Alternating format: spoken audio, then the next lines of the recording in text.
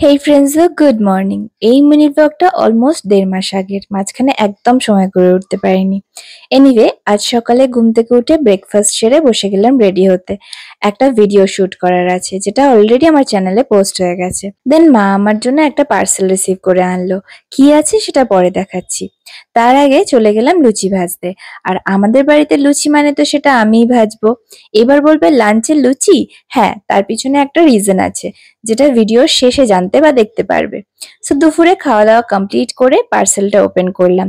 লরিয়ালের একটা শ্যাম্পু আর একটা conditioner order করেছিলাম, যার অনেস্ট রিভিউ খুব তাড়াতাড়ি শেয়ার করব। দেন মা আর আমি একটা আইসক্রিম শেয়ার করে খেলাম। এবার সেই রিজনটার অ্যান্সার পাবে।